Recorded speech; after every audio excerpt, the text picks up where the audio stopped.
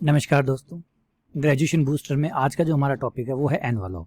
Actually envelope जो है वो एनवलप एवं केंद्रज दोनों साथ होते हैं, लेकिन मैंने केंद्रज इसके साथ नहीं करवाया, सिर्फ एनवलप करा रहा हूँ। अब कई बच्चे क्वेश्चन भी पूछते हैं, सर केंद्रज फिर कहाँ है? देखिए, केंद्रज जो है उसका सीधा संबंध होता है वक्रता के साथ, कर्वेचर के साथ। अगर आपने वक्रता पढ़ा हुआ है तो ही आप केंद्रज को समझ सकते हैं, क्योंकि जब आप केंद्रज की परिभाषा लिखते हैं तो उसमें ही वक्रता का नाम आ जाता है, उसमें ही वक्रता का नाम आ जाता है। तो अगर आपने वक्रता नहीं पढ़ी, कर्वेचर नहीं पढ़ा, अब आपको कर्वेचर ही नहीं पता तो आपको केंद्रज भी नहीं पता चलेगा। इसलिए जरूरी है कि हम वक्रता के साथ केंद्रज को पढ़े, ना कि अलग से पढ़े। इसलिए मैंने इस टॉपिक में सिर्फ एनवलप को ही शामिल किया है।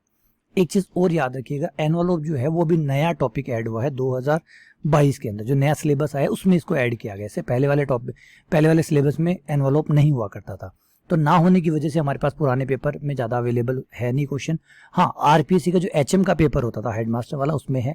फर्स्ट ग्रेड के कई सिलेबस में था, तो कभी था कभी नहीं था, इस तरीके से ये टॉपिक चलता रहा है। तो ज़्यादा हमारे पास क्वेश्चन नहीं है, एक चीज़ ध्यान का रखिएगा। लेकिन ज़्यादा क्वेश्चन की जरूरत भी नहीं है, क्योंकि टॉपिक बहुत ज़्यादा छोटा है। 2 टाइप के सवाल है, उन 2 टाइप के सवालों को सॉल्व कीजिए, उनमें से कुछ ना कुछ पूछ सकता है, उसके अलावा कोई विकल्प ही नहीं है। तो यहाँ जो संभावना बनती है वो एक सिंगल क्वेश्चन की संभावना बनती है, सिर्फ एक सिंगल क्वेश्चन की, और वो भी दे या ना दे गारंटी नहीं ले सकता, क्योंकि किसी टॉपिक को ऐड करने का मतलब ये बिल्कुल भी नहीं है कि क्वेश्चन डाला ही जाए। लेकिन ये है कि बस टॉपिक अगर ऐड किया है तो थोड़ा सा उसका सम्मान देने के लिए एक क्वेश्चन तो डलना ही चाहिए, कायदा बनता है। थोड़ा अच्छा भी लगता है कि यार एक टॉपिक का जब नाम लिखा है तो एटलीस्ट उस पर एक क्वेश्चन तो बनाओ। तो उस हिसाब से उसको देखते हुए हम सोच सकते हैं कि एक क्वेश्चन यहाँ पे बनने की जगह है। और अगर आप एचएम के क्वेश्चन को देखेंगे, फर्स्ट ग्रेड के क्वेश्चन को देखेंगे, तो आपको एक क्वेश्चन यहाँ मिलता है, इसका मिलता है। तो मुझे भी उम्मीद है, अच्छी उम्मीद कर रहा हूँ कि ये क्वेश्चन मुझे यहाँ से मिलेगा, और आपको भी सेकंड ग्रेड के पेपर में, फर्स्ट ग्रेड के पेपर में एक क्वेश्चन यहाँ से मिल लेगा। तो अच्छे से पढ़िएगा, अच्छे से समझिएगा इसको। ज़्यादा कॉम्प्लिकेटेड टॉपिक है ही नहीं, सिंपल सा, जैसे मैंने बताया 2 टाइप के क्वेश्चन है, दोनों टाइप को अच्छे से समझ लीजिए। एग्जाम्पल अच्छे से दूंगा, अच्छे से समझाने की कोशिश करूंगा, पकड़िए। और बाकी जो डिटेल लेक्चर है, देखिए डिटेल लेक्चर का काम तो डिटेल लेक्चर ही करेगा। ग्रेजुएशन बूस्टर का तो सिर्फ आइडिया यही है कि आपको टॉपिक एक बार रिकॉल करवाया जाए, प्लस कैसे क्वेश्चन पूछे जा सकते हैं उन पे बात की जाए, उन पे डिस्कशन किया जाए। तो उन्हीं पे मैं बात करने वाला हूँ। चलिए, सबसे पहले देखिए, एनवलप को पढ़ाएंगे तो परिभाषा बिना तो काम चल ही नहीं सकता। तो सबसे पहले एनवलप की परिभाषा से ही स्टार्ट करते हैं। देखिए क्या होती है, इसे समझने के लिए थोड़ा सा हमें पीछे चलना पड़ेगा। मैं एक रेखा का समीकरण लिखता हूँ, y बराबर x। ये एक रेखा का समीकरण है।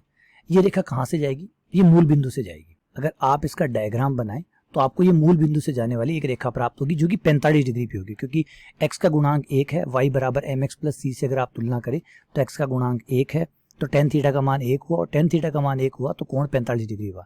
तो मूल बिंदु से जाएगी और 45 डिग्री के कोण पे जाएगी। इस तरीके से ये आपकी एक सिंगल रेखा बनेगी। मेरे वर्ड को ध्यान से सुनिए, मैंने क्या बोला, एक सिंगल लाइन बनेगी, सिंगल, एक ही लाइन बनेगी, एक मात्र इकलौती अद्वितीय रेखा बनेगी। अगर मैं इस लाइन को रिप्लेस कर दूं, हटा दूं, और इस लाइन की बजाय एक y बराबर mx ले आऊं, अब पूछूं कि अब क्या होगा? तो आप कहेंगे रेखाएं बनेंगी। तो पहले आप बोल रहे थे कि रेखा बनेगी, अब आप बोल रहे रेखाएं बनेगी। तो रेखाएं कैसे हो गया? तो रेखाएं कैसे हो गया? m बीच में आ गया। m के आने की वजह से m के कई मान हो सकते हैं। m का मान 1, m का मान 2, m का मान 3, m का मान 4, 5, 6। ये तो मैं पूर्णांक ले रहा हूँ। किसने कहा कि पूर्णांक के लेने? दशमलव में भी तो ले सकता हूँ, 0.1, 0.2, 0.3, 0.4, 0.5।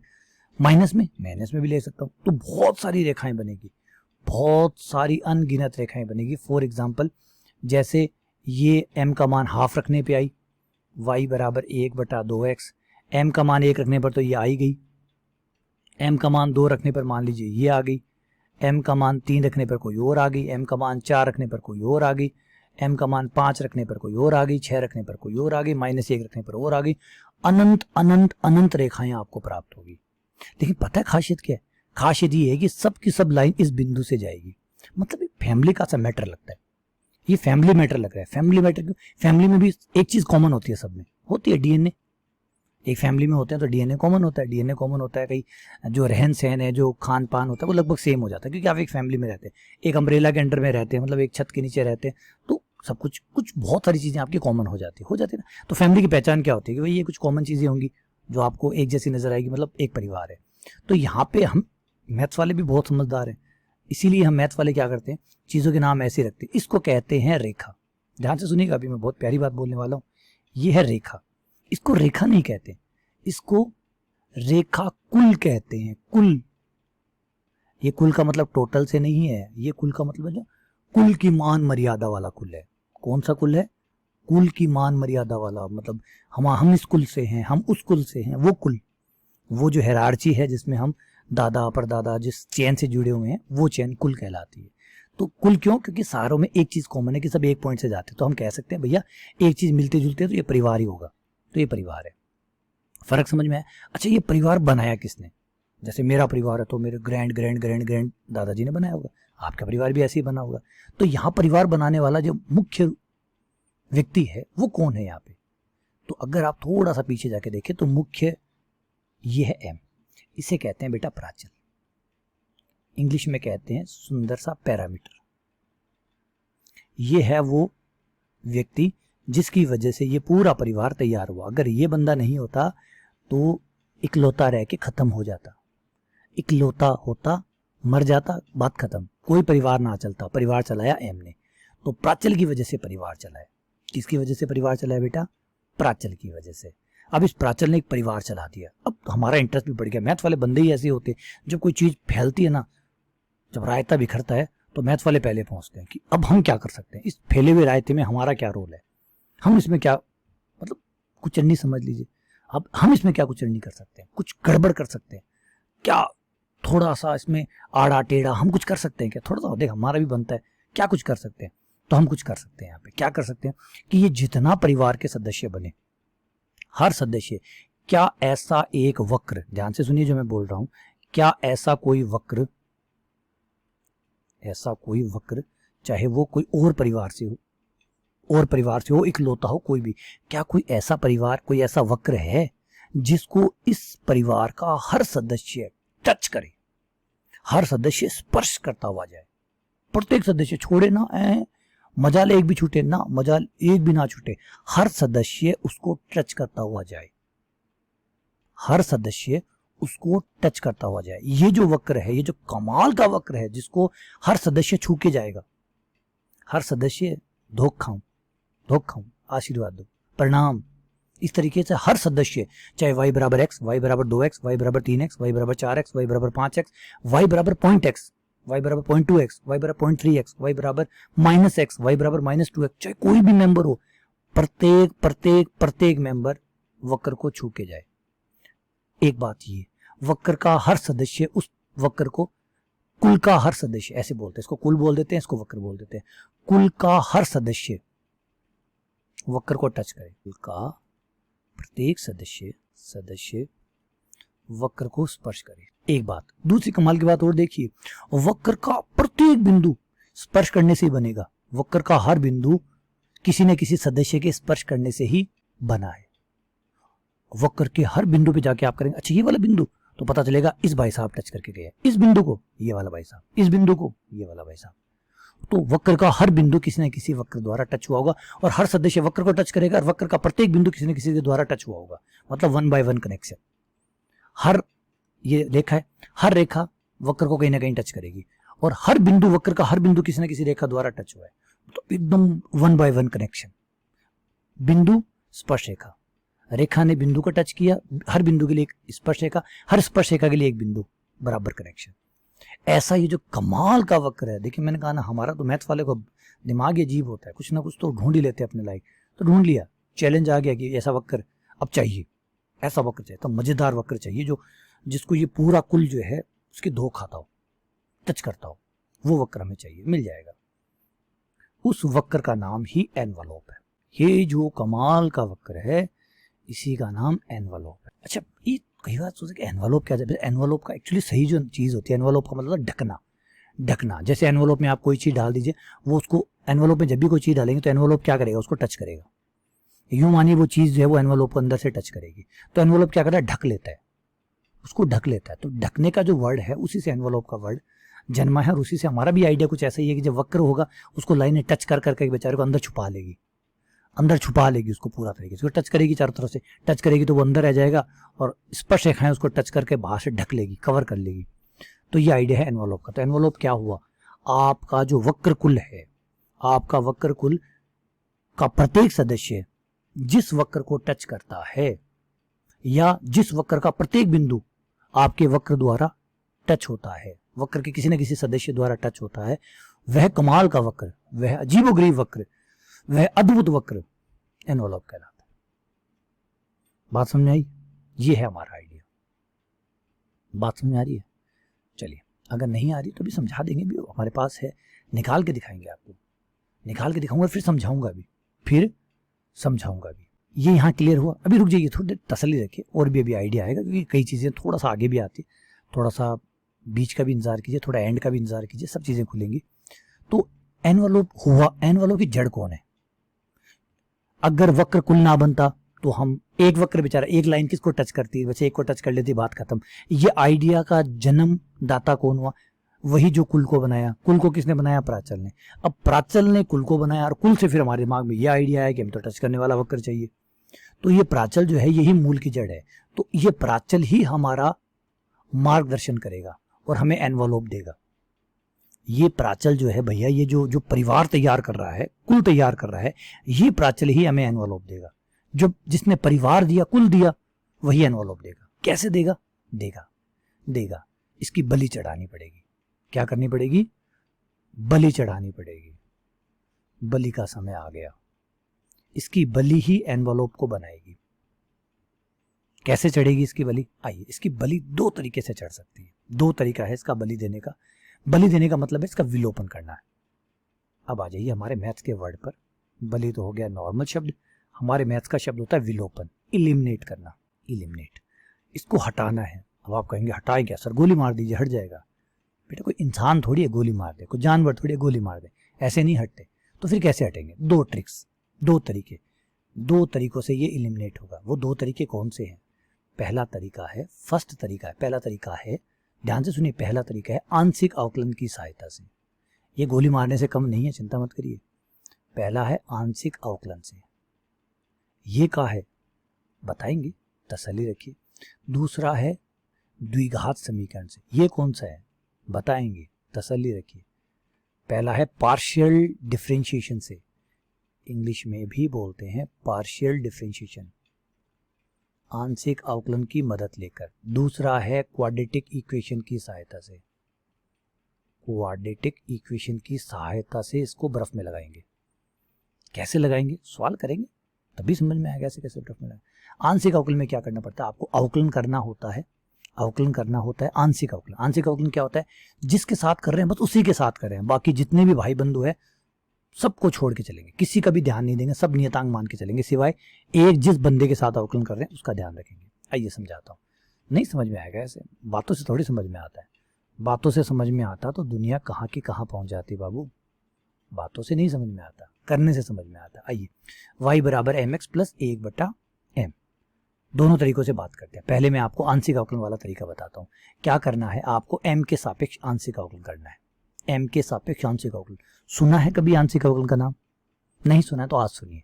आंशिक अवकलन का मतलब होता है किसी एक के सापेक्ष अवकलन करना, किसी एक के सापेक्ष अवकलन करना। जिसके साथ कर रहे हो उसके साथ पूरा लॉयल रहना, आपको बड़ा ईमानदार रहना कि भाई तेरे साथ, मतलब तुझे छोड़कर बाकी सबको बर्फ में लगाऊंगा, मतलब सबको नियतांक मानूंगा सिवाय तू है और मैं हूं, बस और कोई ना है। तो अब आपको किसके साथ अवकलन करना है? जिसकी बलि देनी है। बलि किसकी? m की। अच्छा, कई बार क्वेश्चन में क्या होता है कि अब आप कहेंगे सर प्राचल कई बार क्वेश्चन में a भी होता है m भी होता है। मैं एक बार डाल देता हूँ यहाँ पे, कंफ्यूज तो करना ही चाहिए आप लोगों को। जितना कंफ्यूज करेंगे उतना ज्यादा आपका ज्ञान बढ़ेगा। ये लीजिए a डाल दिया। अब सर अब प्राचल कौन है? a है या m है? चिंता ना करिए, घबराइए मत, आप टेंशन मत लीजिए। सवाल जो बनाएगा उसकी जिम्मेदारी है सारी बातें बताने का। तो आप जब भी ऐसा सवाल होगा जिसमें दो प्राचल होंगे, इवन एक भी होगा ना, तो वो आगे लिखेगा कि भाई m प्राचल है। आप डरिए मत, बोनस अंक मिलेंगे। नहीं लिखेगा तो हमें कैसे पता चलेगा कौन एक?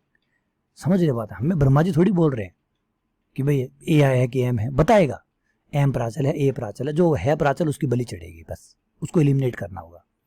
तो आंशिक अवकलन में क्या करना है? m के सापेक्ष आंशिक अवकलन लिख देता हूं, m के सापेक्ष आंशिक अवकलन, m के सापेक्ष आंशिक अवकलन। तो कर दीजिए m के सापेक्ष आंशिक अवकलन। m के सापेक्ष आंशिक अवकलन करते ही y का 0। अब y का 0 कैसे हो गया सर? y का तो dy/dx होता है। किसने कहा हम x के साथ कर रहे हैं? कब मैंने कहा कि x के साथ कर रहे हैं? मैंने तो कहा m के साथ कर रहे हैं।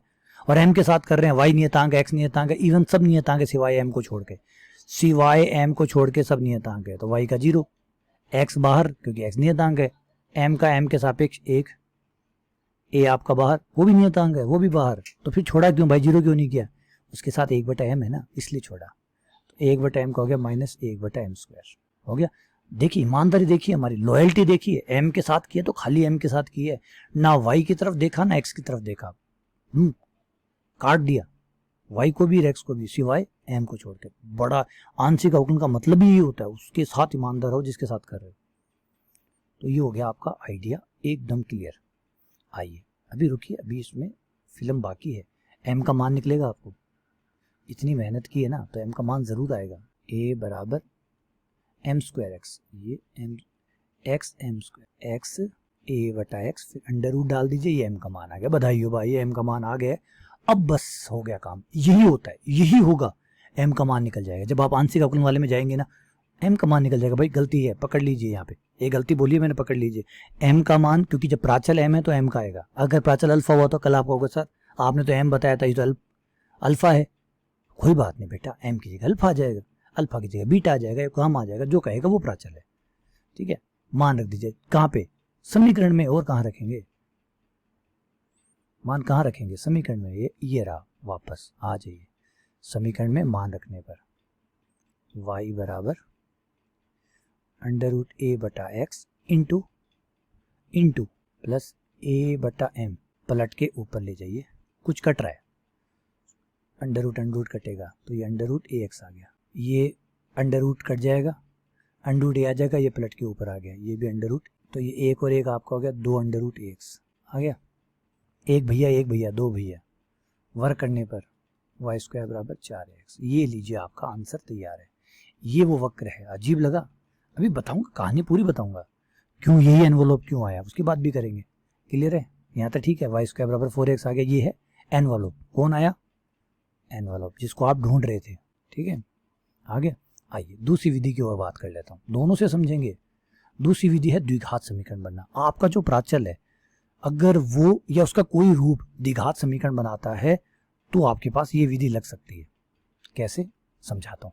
m से गुणा करने पर, m से समीकरण को गुणा करने पर, पूरे समीकरण को m से गुणा करने पर, क्यों, क्योंकि बट्टे में m है और बट्टा हमें अच्छा नहीं लगता, आपको भी नहीं लगता होगा, मुझे भी नहीं लगता, तो m से गुणा कर दिया, (x) पदों को एक तरफ ले आया। अरे द्विघात समीकरण बन गई भाई, ये तो देखिए जो मैंने कहा था मुझे वैसा ही दिख रहा है, आपको दिख रहा नहीं दिख रहा, m की द्विघात समीकरण है, m कौन है, प्राचल, प्राचल के द्विघात समीकरण बन रहे ना।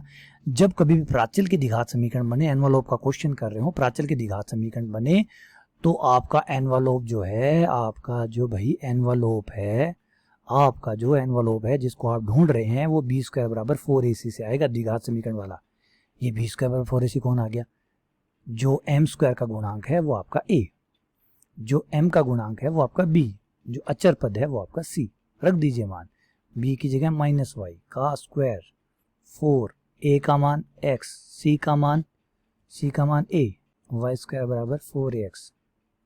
आंसर आ गया, ये एनवलप आ गया। सर ये तो ये वही आ गया, सेम आया सर। ये तो बेटा गणित पढ़ रहे हो, गणित पढ़ रहे हो, इतिहास या पब्लिक एड या पॉलिटिकल साइंस नहीं पढ़ रहे हो कि एक ही बात को 5 आदमी 5 तरीके से बोल सके। गणित है, बहुत एग्जैक्ट है, बहुत एक्यूरेट है, तरीके 50 हो सकते हैं, आंसर नहीं बदल सकता, आता एक ही है, पहुंचते एक ही जगह। ये रहा। हम कहेंगे सर ये तो बहुत छोटा था, तो बहुत छोटा था इसका मतलब ये थोड़ी कि हमेशा यही काम करेगा। द्विघात समीकरण ना बनी तो, अगर द्विघात समीकरण ना बनी तो फिर ये लगाना पड़ेगा, नहीं पड़ेगा। तो बेटा छोटे बड़ों पे मत जाइए, तरीके पढ़िए, कभी कोई काम आएगा तो कभी कोई काम आएगा, नहीं आप पार करा दे, बस ये सोचिए। ये ना हो कि ये छोटा है ये पकड़ लिया, पता चले छोटे वाले का सवाल ही नहीं आया, आप तो छोटा तरीका लेके बैठे हो, छोटे तरीके का सवाल ही नहीं आया, अटक गई ना गाड़ी। बेहतर है दोनों पढ़े। आई बात समझ में। अब बात कर लेते हैं कि क्या बना, वो तो समझ में आ गया। आइए क्या बना, क्या आपने 2D पढ़ी है? जवाब क्या दे रहा हूं मैं कि क्या बना।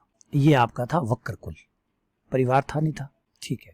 इसका एनवलप आपने बनाया y² बराबर 4x, सही है।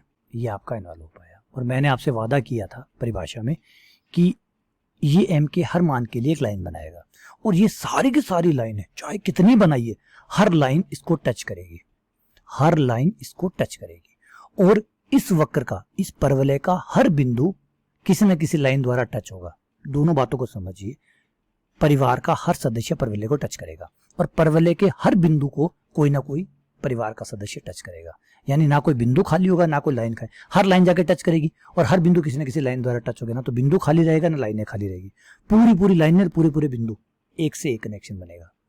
ठीक है, अब मानेंगे नहीं मानेंगे आप? ना सर हम तो नहीं मानेंगे। हैं सर आप झूठ भी तो बोल सकते हो। बात तो सही है यार, कोई जरूर थोड़ी मैं सच बोल रहा हूँ, और मैथ्स है, सच को तो प्रमाण की जरूरत पड़ी है। चलिए चित्र में चलते हैं इसको। चलिए आप ये डायग्राम देखिए, ये ग्रीन कलर की है, ये लाइन है। ठीक है, लाइन अलग अलग कोणों पे जाएगी, मैं आपको पूरे अलग अलग कोणों पे चलाऊंगा। और फिर ये जो परवलय है ये भी आप देखिए कि जैसे मैंने उसमें भी डायग्राम में अभी जो हम करके आए हैं उसमें मैंने आपको समझाया था कि ये जो रेड कलर का परवलय है ये एक्चुअली एनवलप है, और ये जो लाइन है ये वो सारी लाइनें हैं, पूरी फैमिली आएगी इसकी भी। एक आया, ये एक मेंबर है, ये एक भैया है, दूसरा भैया भी आएगा, तीसरा भैया भी आएगा, चौथा भैया भी, सारे भैया आएंगे, सारे के सारे भैया परवलय को टच करेंगे। हाँ, ये यहाँ टच कर रहा है, कोई कहीं और टच करेगा, कोई कहीं और टच करेगा, लेकिन इस रेड वाले परवलय के हर बिंदु को कोई ना कोई टच करेगा और हर लाइन परवलय को टच करेगी और परवलय का हर बिंदु लाइन द्वारा टच होगा, किसी ना किसी लाइन द्वारा। ठीक है, चलिए मैं आपको चला के दिखाता हूँ। पहले इक्वेशन देख लीजिए, वाई स्क्वायर 4x ही था, वो रेड वाला है। y बराबर एम एक्स प्लस ए बटा एम था, ये सही था। m के मान मैं -100 से +100 ही ले रहा हूँ, वैसे तो अनंत तक है क्योंकि m के मान क्योंकि इतने सारे मैं बना नहीं सकता इसलिए कम ले रहा हूँ। ठीक है, मैं रन करके दिखाता हूँ आपको। ये देखिए अब आपकी जो लाइन है वो चलना शुरू हो गई है, दिख रहा है आपको, ये चल रही है। ये m के अलग अलग मानों के लिए चल रही है, थोड़ी स्पीड ज़्यादा है इसलिए दिख रहा है। मैं आपको स्लो स्पीड में भी चला के दिखा देता हूँ। ये देखिए, ये देखिए, धीरे धीरे चलाते हैं हम इसको। ये देखिए ये लाइन आपकी चल रही है थोड़ी थोड़ी।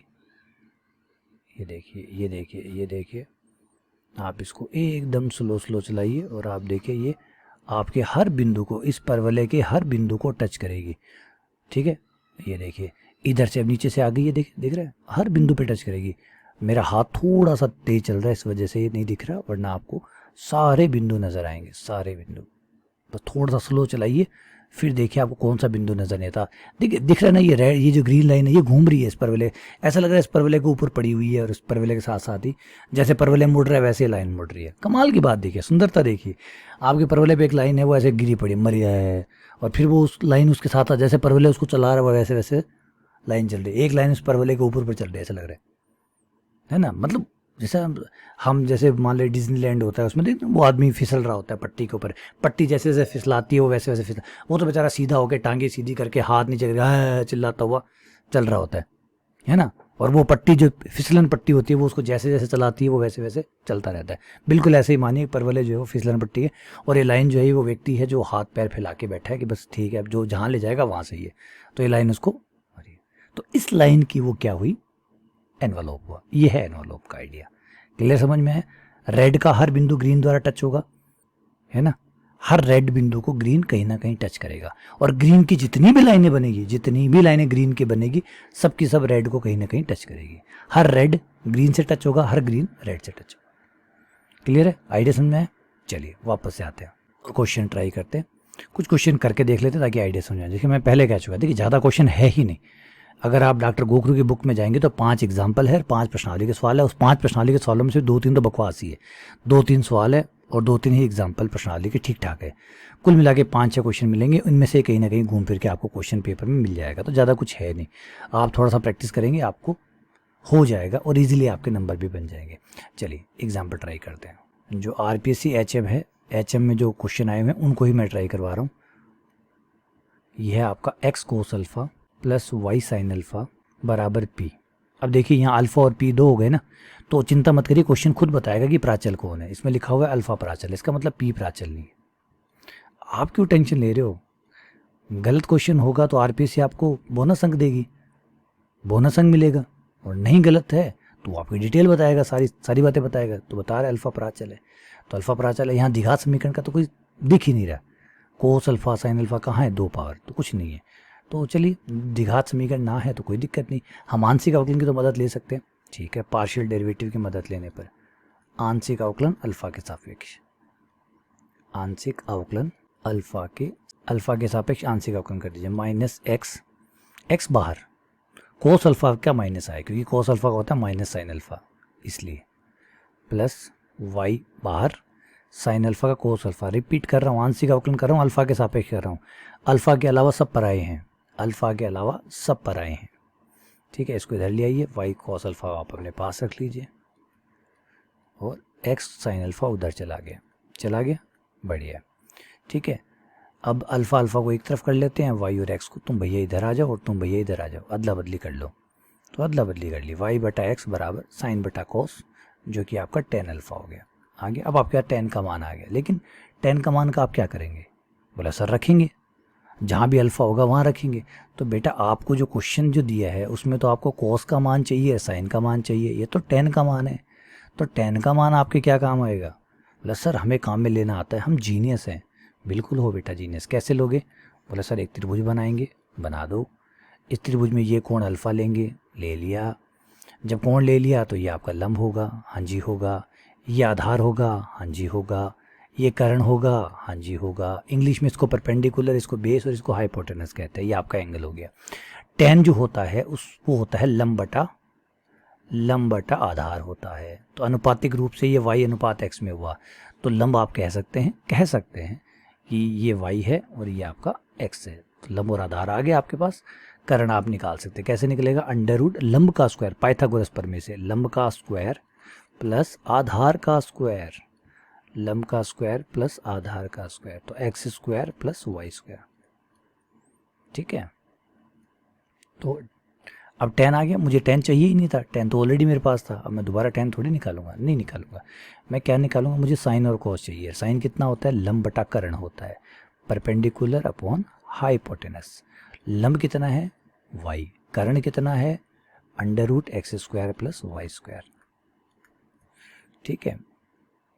कोस अल्फा आधार बटा कर्ण, अब बेस अपॉन हाइपो। बेस कितना? एक्स, हाइप कितना? X square under root x square plus y square. ये लीजिए आपके पास दोनों ही अब अवेलेबल हो गए, कमाल हो गया। जाके मान रख दीजिए फटाफट। मान रखने पर, कहाँ रखने पर? जो मूल समीकरण है वहीं रखेंगे, क्योंकि उसी समीकरण को में से तो अल्फा हटाना होता है। यही तो उद्देश्य होता है हमारे एनवलप का। मेन ऑब्जेक्टिव यही है, पर्पज यही है, एम यही है कि अल्फा को नस्ते नाबूद करना, हटा देना, नामो निशान मिटा देना। तो चलिए वहाँ पे वापस से आइए। एक्स इंटू कोस अल्फा, लाइए भाई कोस अल्फा तैयार करिए। ये रहा सर, सही है, आने दीजिए। ये रहा कोस अल्फा। साइन अल्फा को आने दीजिए, साइन अल्फा हाजिर हो। ये लो, ये साइन अल्फा हाजिर हो गया। बराबर में कौन है? बराबर में सर पी है। बढ़िया है, बहुत सुंदर है। लघुत्तम वघुत्तम ले लें? ले लीजिए सर। क्यों ले लें? क्योंकि लघुत्तम लिए बिना सॉल्व कैसे होगा सरदार? शाबाश, सही कहा। सॉल्व करने के लिए लघुत्तम लेना पड़ता है, इसलिए मैंने भी ले लिया। सरदार ये तो कटेगा, बिल्कुल कटेगा सरदार, बराबर कटेगा। ये काटा, क्योंकि ऊपर वाला पूरा है, नीचे वाला अंडर रूट है, कट गया, आधा बच गया। सरदार आधे का क्या करेंगे? कुछ नहीं करेंगे, दोनों तरफ वर्ग करेंगे। तो x square plus y square बराबर पी स्क्वायर। अरे सरदार ये क्या बना? क्या बना ये? सर ये तो वृत्त बना। ये वृत्त का समीकरण है। कौन से वृत्त का समीकरण है? वृत्त को इंग्लिश में क्या कहते हैं? सर सर्कल कहते हैं। ठीक कहते हैं। ये सर्कल कौन सा है? सर ये सर्कल वो है जिसका केंद्र मूल बिंदु पे है और जिसकी त्रिज्या पी है, जिसका सेंटर 0 0 पे यानी ओरिजिन पे है, मूल बिंदु पे है, और त्रिज्या कितनी है? पी है। ठीक है, चित्र बना के दिखाओ। लो सर, अभी लीजिए सरदार, ये चित्र बना देते हैं। ये वृत्त है जिसका केंद्र मूल बिंदु पे है और त्रिज्या पी है। कई बार क्वेश्चन ये भी पूछ सकता है, ऐसे नहीं है कि सवाल वाला है, ये पूछ ले भाई एनवलप कौन सी आकृतियों का? इस वक्र की, जैसे x cos alpha plus y sine alpha बराबर पी है, इसका एनवलप क्या होगा? दीर्घवृत्त होगा, अतिपरवलय होगा, वृत्त होगा, या कुछ और होगा? इनमें से कोई नहीं। ऐसे भी पूछ सकते, जो थोड़े समीकरण नहीं पूछे, फिर हम तो समीकरण लेके बैठे रहेंगे। पता तो नहीं चाहिए समीकरण किसका बना है, ये वृत्त का बना है। क्लियर है? आ गया? बोला हाँ जी सर आ गया। बढ़िया, एक और ट्राई करते हैं। एक और बढ़िया क्वेश्चन जो है आपका वेट कर रहा है। देखिए मैं रिपीट कर रहा हूँ, मुझे फर्स्ट ग्रेड वाले में क्वेश्चन नहीं मिले हैं, ना मुझे सेकंड ग्रेड में तो था ही नहीं, तो सेकंड ग्रेड में भी नहीं मिले हैं। अगर मिलेंगे तो मैं आपको और करवा दूंगा। फिलहाल मुझे मिले नहीं, मुझे एचएम के कुछ क्वेश्चन मिले हैं, 2 क्वेश्चन ही मिले हैं। कितने तो क्यों बोलूँ, 2 ही मिले हैं, वो भी बहुत ढूंढने के बाद मिले हैं। उनको ही करवा रहा हूँ, एक्स स्क्वायर बट्टा अल्फ़ा स्क्वायर। तो आप भी जल्दी से मौके का फ़ायदा उठा लीजिए, ऑफ़र है ये। एक क्वेश्चन आपको पेपर में मिलने वाला है 4-5 क्वेश्चन को पढ़ने से। एनवलप निकालने का 2 ही तरीके हैं, एक है आंशिक अवकलन करके निपटा लीजिए, एक बार आप पूर्ण वर्ग बनता हो तो पूर्ण वर्ग बन के निपटा लीजिए। अब देखिए इस क्वेश्चन को देखिए, लघुत्तम शघुत्तम लेने पर ले लिया तुरंत ले लिया अल्फ़ा स्क्वायर। अच्छा मैंने ये तो बताया नहीं इस क्वेश्चन में कि प्राचल कौन है, क्या क्वेश्चन ने मुझे बताया? बताना ही पड़ेगा, नहीं बताएगा तो गलत हो जाएगा। बताया साहब अल्फ़ा प्राचल है, क्योंकि की और अल्फ़ा 2 थे ना, मैं कंफ्यूज ना हूँ, इसलिए क्वेश्चन वाले को बताना क्वेश्चन वाले की जिम्मेदारी बनती है। तो क्वेश्चन ने अपनी जिम्मेवारी पूरी निभाई है। वाई स्क्वायर अल्फ़ा स्क्वायर, ये लीजिए सर, रख दिया, बहुत ही बढ़िया किया बेटा। वज्र गुणा कर दें, वज्र गुणा का मतलब क्रॉस गुणा कर दें, कर दीजिए सर, कर दीजिए, पूछने की ज़रूरत ही नहीं है, कर देते हैं। आपने कहा और हमने कर दिया। ये अल्फ़ा स्क्वायर इधर आ गया इंटू के square minus alpha square, bracket खोल के सारे पदों को एक तरफ कर लीजिए ताकि काम आसान हो जाए।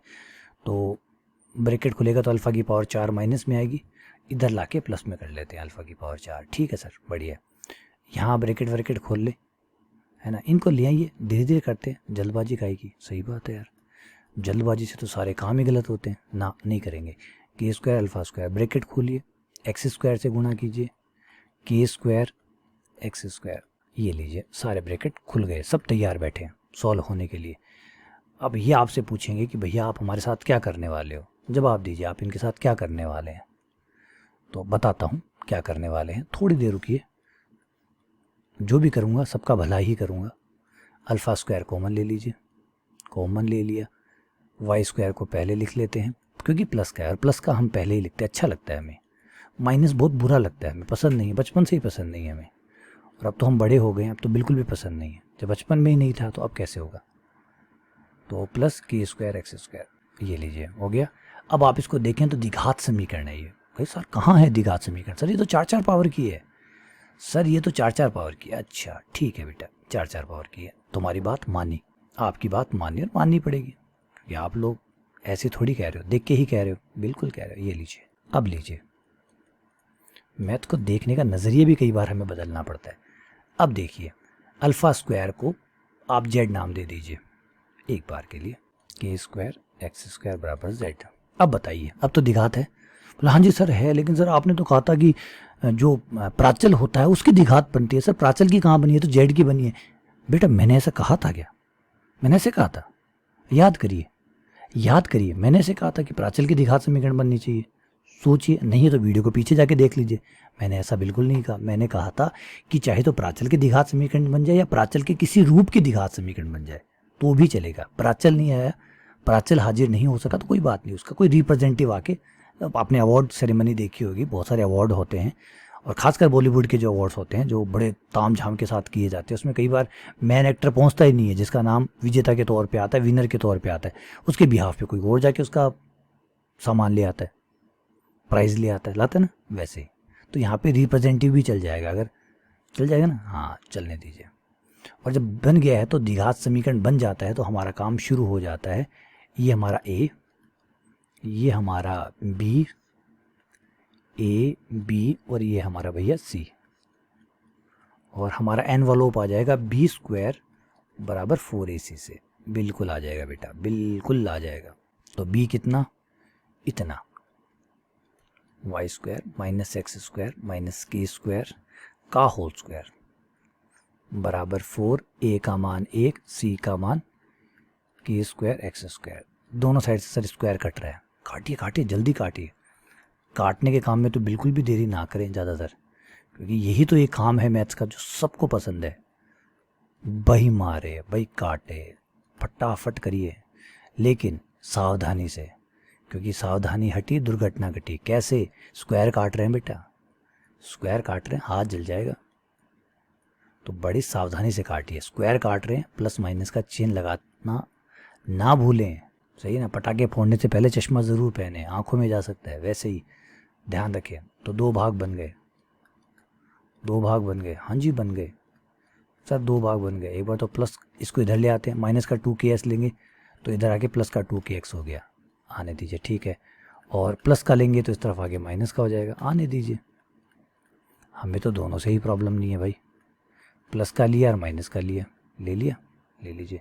अभी ये क्वेश्चन कौन सा रुका है, अभी तो ये और आगे बढ़ेगा। इनमें से माइनस कॉमन ले ले तो ये x माइनस के का होल स्क्वायर बन गया। अरे बन रहा है सर, ये तो बिल्कुल बन रहा है बेटा, ये लीजिए। और ये कौन सा रुक रहा है, ये लीजिए, ये तैयार बैठा है भाई साहब। ये बन गया, माइनस कॉमन लेते ही x प्लस के का होल स्क्वायर बन गया। प्लस सर क्या हो रहा है बेटा, बहुत कुछ होएगा, रुको अभी देखते जाइए। अब यहाँ A square minus B square के हिसाब से ए प्लस बी और A minus B not plus, minus का चिन्ह लगाइए, बराबर 0। तो इन दोनों को अलग अलग कर दीजिए। तो एक हो गया y प्लस एक्स माइनस के बराबर 0, एक हो गया y माइनस एक्स प्लस के बराबर 0। 2 लाइनें होगी, 2 लाइनें और आएंगी, ये देखिए यहाँ से आएंगी।